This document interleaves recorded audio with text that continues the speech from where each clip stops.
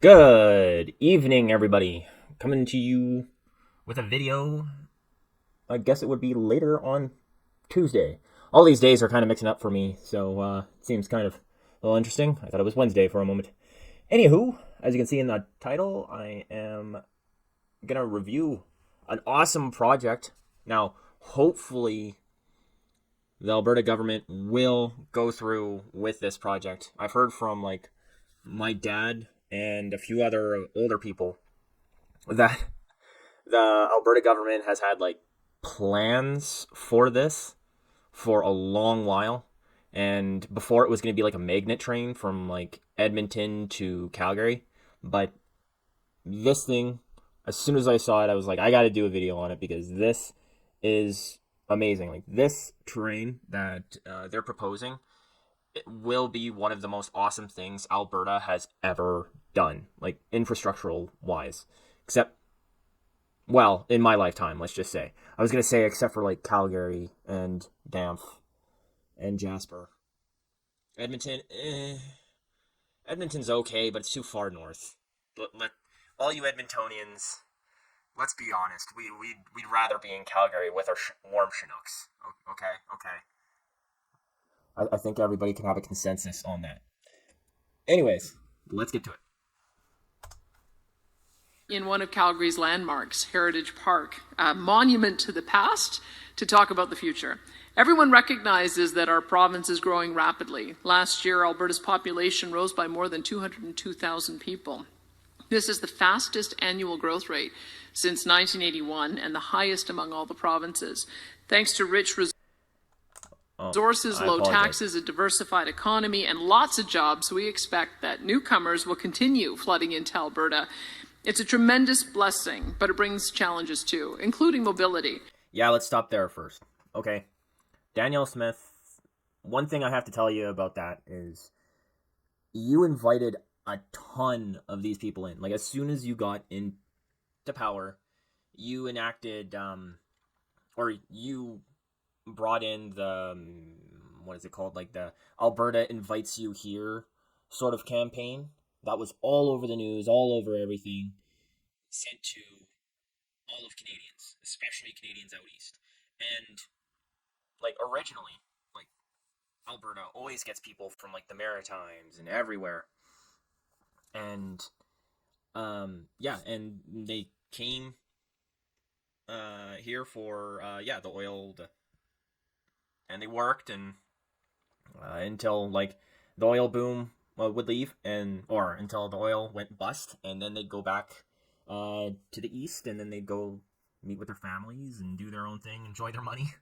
There's also some people who'd like own houses in like, I heard one place it was the Philippines. They'd come to Canada, like these were Canadians, so they'd or like own condos there, come here, work on the oil rigs for like a couple of months, and then go back to the Philippines for like the rest of the year. But anyways, I'm getting off topic. You invited pretty much everybody in Canada to Alberta. So I have to take this moment to say a big part of our situation is on you. So that's my only negative point that I'm going to be putting into this video. Those of us who commute regularly already see and experience our province's busy roads and highways. Unlike Federal Environment Minister Stephen Guilbeault, we are willing to invest in those roads as well, but they aren't the only. It's hilarious if you're not from Canada and don't follow Canadian politics.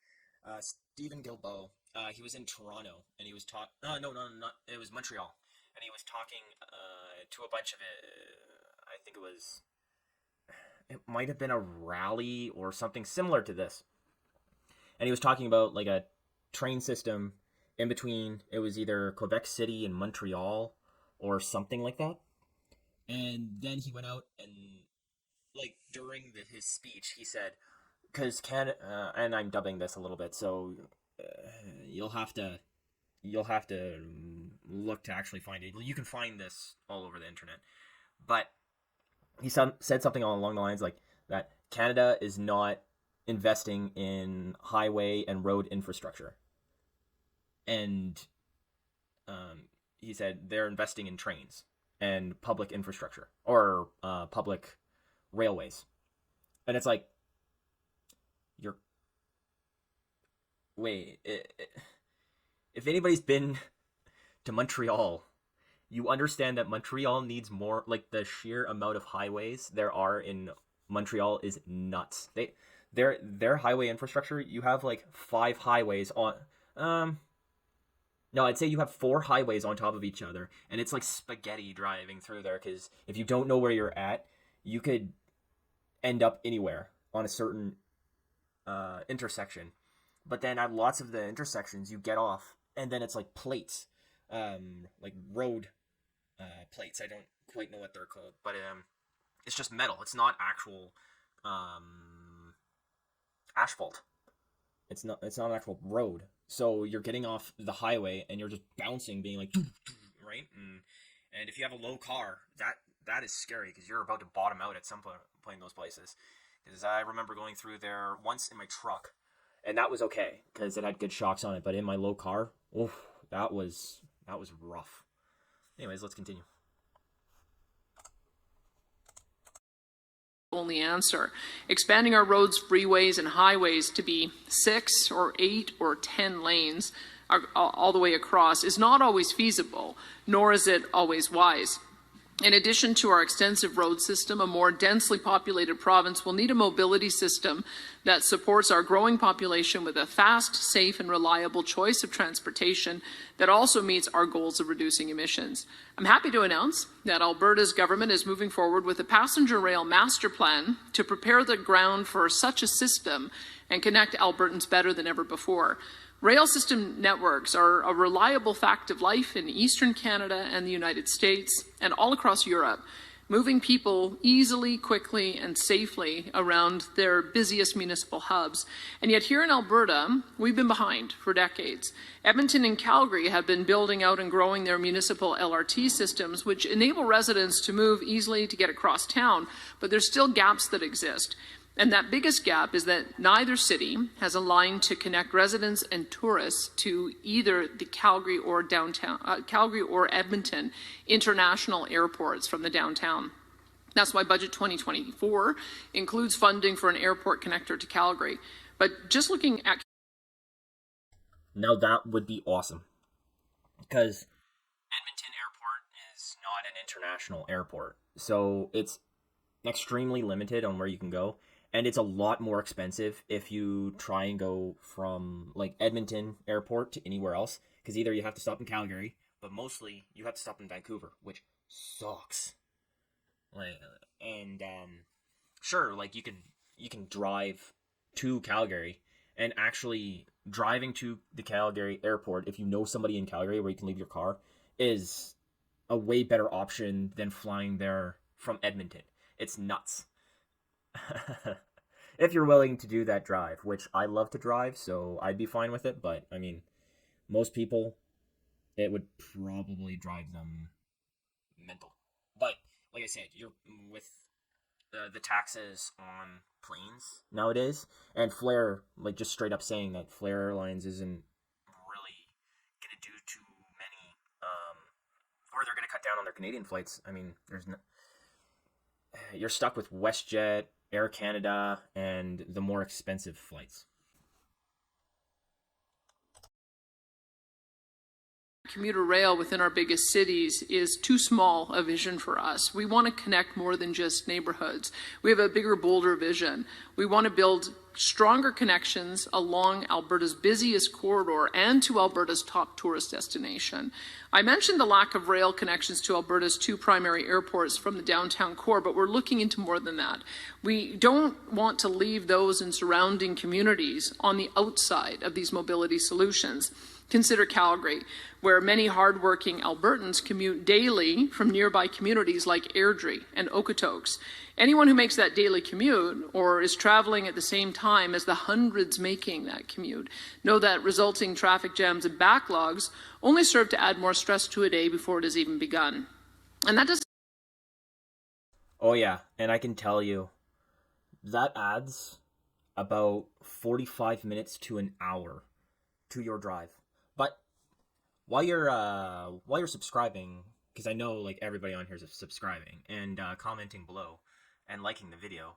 Also, if you're from like Alberta, let me know the commute time to and from Airdrie to Calgary, because I've only been commuting from Airdrie to Calgary around say 8:30, 9 o'clock a couple times during the week, and it's not too bad around that time, but earlier than that and around like 4:30, 5 o'clock, and as soon as you get off that 16th Avenue, because that's where I used to live. Like as soon as you get off 16th Avenue, you want to cry inside of your vehicle because it's so bad. It is. It is. You just realize that you hope you have a truck because it is the most stressful thing. So a train going between those two places would change everything. Doesn't need to be the case. We see the value in a commuter passenger line that connects folks in those communities to the Calgary airport and then on to the downtown core, in the case of Airdrie, for a more streamlined and relaxed commute. And we believe that a solution like that will also work in Edmonton and the entire capital region.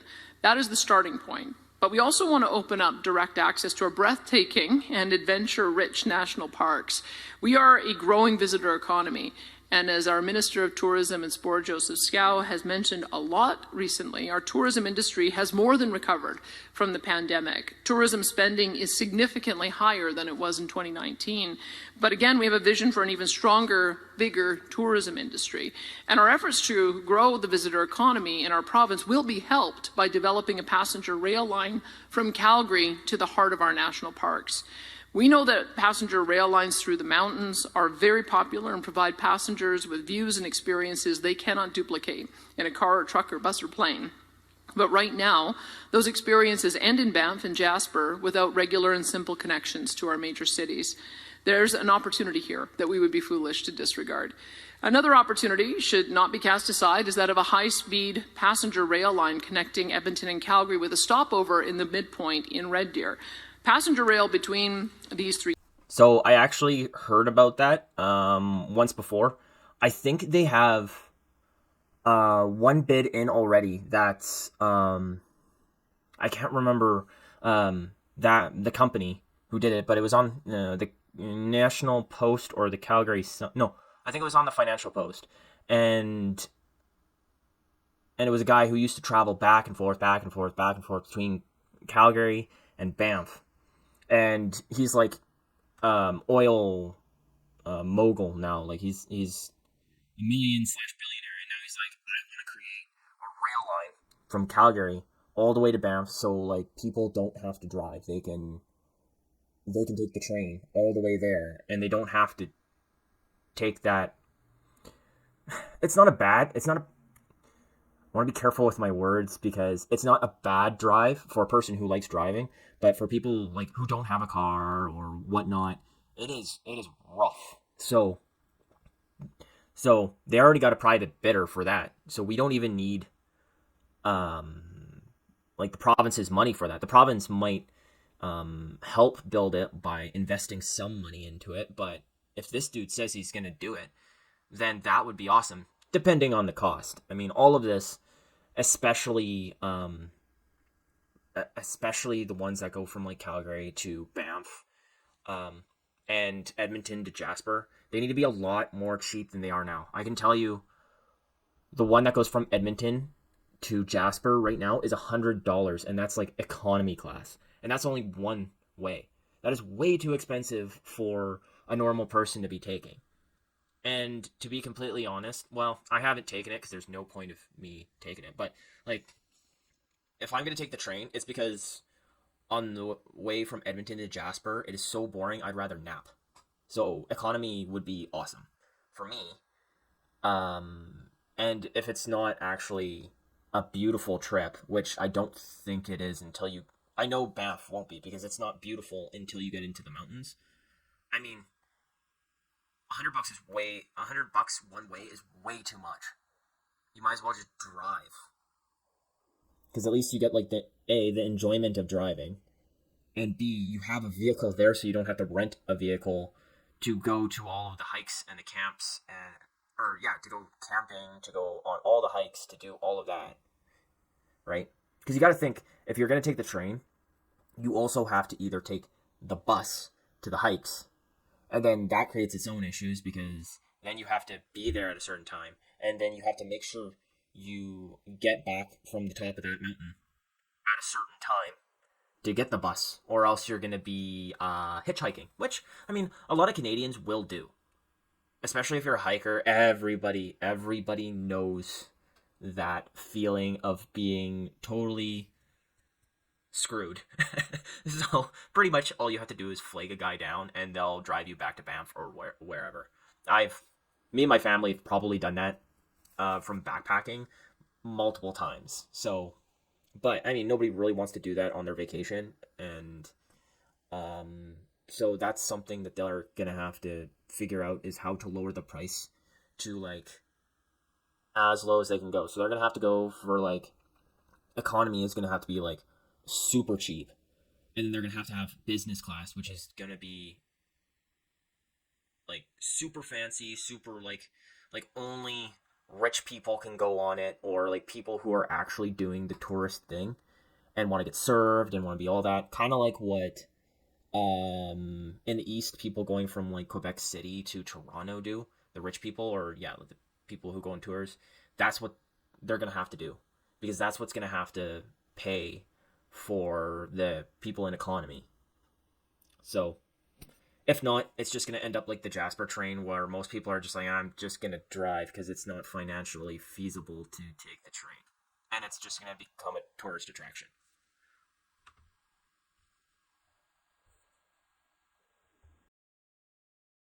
Cities offers more opportunity, not just for visitors to our province and those looking to visit family and friends. It is an opportunity for business people who want to work the convenience of a quick trip, the ability to get work done on the way, and the possibility of avoiding lengthy airport security processes. Not to mention, I've already challenged Red Deer to look at becoming our next million-person city. And so a great... Oh, God. Red Deer, 1 million... Okay. I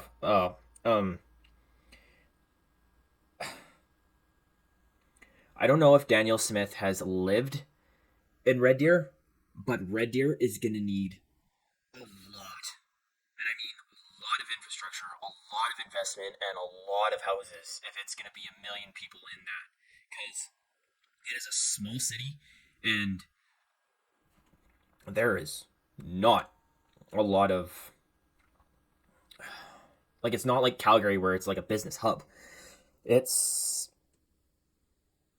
like the city you go to in between Edmonton and Calgary. It's the city that if you want a cheaper place to live, you go to that city. It's not fancy. It's not really anything. I'm sorry, people who live in Red Deer, and let me know in the comments below, but I think everybody can agree with me. Edmonton is like 10 times better than Red Deer. I apologize, but if that's going to happen and Red Deer is going to have 1 million people, you need like high rises. You need stuff to attract investment in Red Deer. And right now, like, I've lived in Alberta most of my life, and I can't think of any reason why, like, people would, or like businesses would go and stay there at all. New way for us to grow out the affordable housing in central Alberta. This is all part of our 15-year plan. This is a vision for the future. In Alberta, we have never been content with small dreams. We have long been known as a province of innovators and entrepreneurs for a reason, and today's no different. We are still a province of innovators, entrepreneurs, and visionaries. It's true in our energy industry, in our technology and innovation industry, in our film and television industry, and now it's also true in our transportation industry. Minister Dreeshen and his team have been relentlessly pursuing the information and partnerships needed to make this vision a reality. Nothing about this plan is going to be unilateral. It will take shape only after consultations with municipalities, with industry, with Indigenous communities, and all Albertans interested in the future of passenger rail. A large and efficient passenger rail network stretching across the province has incredible potential. It will improve daily life and work, boost the economy, and take away the stress of long-distance travel. The system will be transformative if it is planned and built with care and with foresight. And now I will turn it over to Minister Devin Dreeshen to tell you more. So I think I'm just going to leave it at Danielle Smith's speech right now, because the video with me talking through it is getting a little bit long for like a nightly video. So I kind of want to leave it so people can watch her take on this tonight, and then hopefully tomorrow morning and afternoon. And then I'll get the transportation minister's take tomorrow as like a part 2. And I'll be ranting around that as well. Hopefully you guys kind of got a good take of like my version of Alberta and how I think this is going to work and yada yada yada. I think probably in part 2 there'll be more of me talking about how awesome it is. I didn't realize I'd rant so much throughout Daniel Smith's portion, just rant about like Alberta. So anyways, hopefully you guys liked this. Like and subscribe down below. And have a good night, folks.